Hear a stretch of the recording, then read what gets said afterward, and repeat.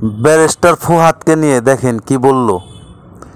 সত্য আসলে কোনোদিন চাপা থাকে না, তাই ভাইটির মুখেই আপনারা শুনেন।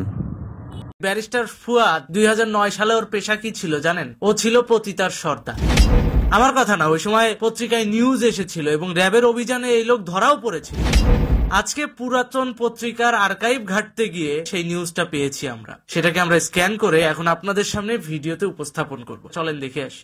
এই কথা ক কথা ক কথা ক তোর বাপের লোক কথা ক এই কথা ক।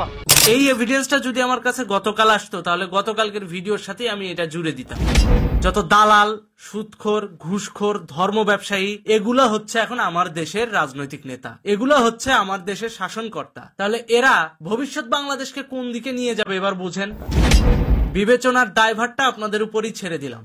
রাজনৈতিক নেতা নামধারী কোন নারী পাচারকারী ব্যক্তির হাতে বাংলাদেশ কখনোই নিরাপদ ছিল না, নিরাপদ নাই।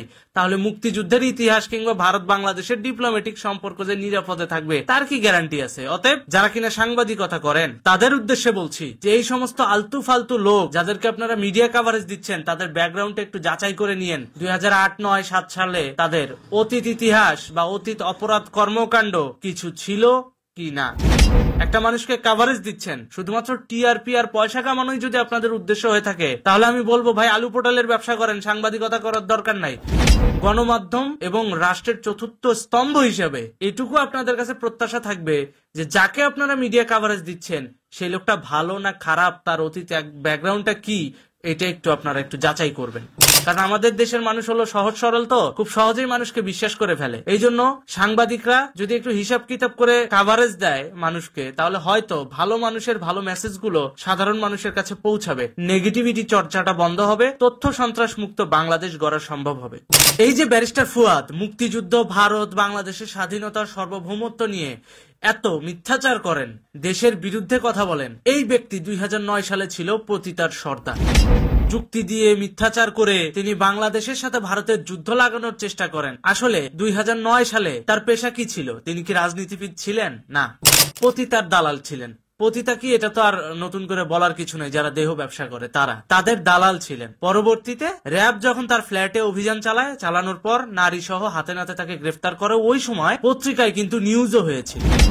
আজকে পুরাতন পত্রিকায় ঘাটতে গিয়ে এই বিষয়টা আমার হাতে চলে এসেছে এবং এই বিষয়টা আমি আপনাদের সামনে শেয়ার করতে যাচ্ছি। এই যে ব্যারিস্টার ফুয়াদ, এই ব্যারিস্টার ফুয়াদ কে? 2009 সালে র্যাবের হাতে ধরা পড়া একজন পতিতার সর্দার, যে কিনা পরবর্তীতে জেল থেকে বের হয়ে আসার পর পাকিস্তান হাইকমিশন এবং জামাতের সহযোগিতায় খুব সহজেই বনে যায় নেতা। এবং জামাত তাকে নেতা বানানোর পেছনে একটাই কারণ ছিল, ওই সময় জামাত রাজনৈতিকভাবে নিষিদ্ধ ছিল এবং তার দলীয় লাইসেন্স বাতিল হয়েছিল। এখন নির্বাচন কমিশনে নতুন একটা শেল্টার দল হিসেবে, রাজনৈতিক দল হিসেবে যদি নিবন্ধন করাইতে হয় কোন রাজনৈতিক দলকে, অবশ্যই একটা নিউট্রাল ফেস লাগবে, নিরপেক্ষ ফেস লাগবে, যাকে বাংলাদেশের কেউ চিনে না। তো সেই নিরপেক্ষ ফেস হিসেবে এই ব্যারিস্টার ফুয়াদকে চুজ করছে। কিন্তু তার আগে তার ব্যাকগ্রাউন্ডটা একটু যাচাই বাছাই করে তারা দেখে নাই যে 2009 সালে এই ব্যারিস্টার ফুয়াদের পেশাটা কি ছিল।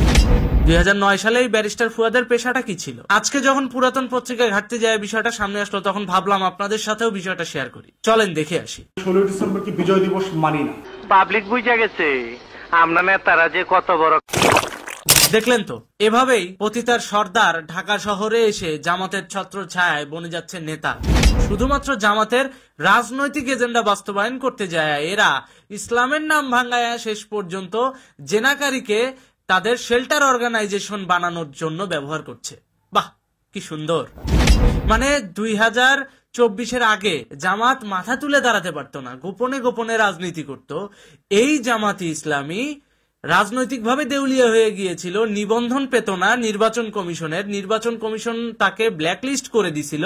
সেই ব্ল্যাকলিস্টের জায়গা থেকে যদি তারা ফিরে আসতে না পারে তখন কি হবে? স্বভাবতই আরেকটা রাজনৈতিক দল তো লাগবে নির্বাচনে অংশগ্রহণ করার জন্য, সেটাই হচ্ছে এবি পার্টি, যেটা কিনা এই ব্যারিস্টার ফুয়াদের নেতৃত্বে নির্বাচন কমিশনের নিবন্ধন করা।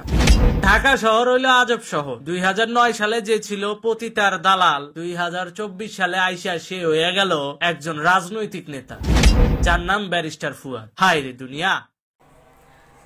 ব্যারিস্টার ফুহাদের মুখোশ কিন্তু খুইলা দিল এই ভাইয়ে, আপনারা তা দেখতে পারলেন। ধন্যবাদ সকলকে, ভালো থাকবেন।